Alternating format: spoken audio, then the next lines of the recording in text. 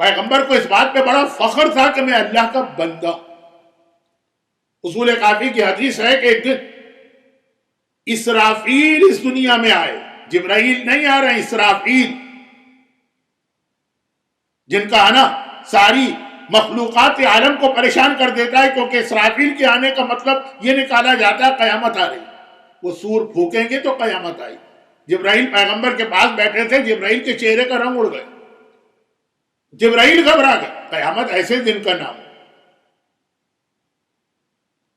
ہم اور آپ جو قیامت کا تصور کر کے بیٹھے، قیامت کیا، ہمارے لیے کوئی مسئلہ نہیں. قبر سے بڑے آرام کے ساتھ نکلیں گے، سوٹ ووٹ پہن کے، اور اس فرشتے کو ڈانٹیں گے، اس کو ڈپٹیں گے، اس کو بھگائیں گے، اس کو ہٹائیں گے، اور پہنچ جائیں گے جنت میں. جبرائیل کے چہرے کا اڑ گئے. باتیں کر رہے ہیں پیغمبر سے، زبان جبرائیل کی لڑکھڑا گئی، خاموش ہو گئے. اسرافیل آئے، انہوں نے جبرائیل پہ کوئی توجہ نہیں، سیدھا پیغمبر کے پاس گئے، ہاتھ میں چابیاں، کیز. اب کس طرح کی چابیاں ہیں؟ چابیوں کی تو بہت ساری قسمیں. ایک تو ہم پرانے زمانے کی چابی جو قفل میں لگتی تھی، آج کل کی میگنیٹک چابی ہے کہ آپ نے دروازے سے ٹچ کی، بلکہ دور سے ہی اشارہ کیا. تو خیر چابیاں،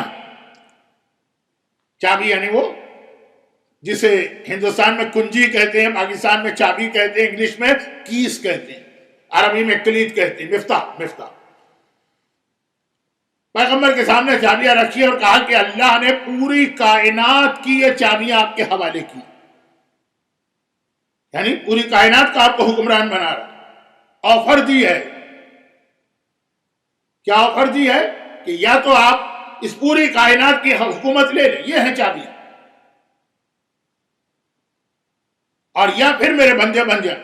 پیغمبر نے کہا مجھے نہیں چاہیے کائنات کی بادشاہ، واپس لے جاؤ اسرافیل یہ چابیاں، میرے فخر کے لیے یہ کافی ہے کہ میں اللہ کا بندہ. یہی مولا کی بھی مناجات کا جملہ، الہی کفا بعزت، میری عزت کے لیے یہ کافی ہے کہ میں تیرا بندہ. تو اب پیغمبر اپنی تمام تر عظمت کے باوجود ہے تو اللہ کے بندے نا، اور اس کو اپنے لیے سب سے بڑا اعزاز سمجھتے ہیں. تو اللہ ہے نا.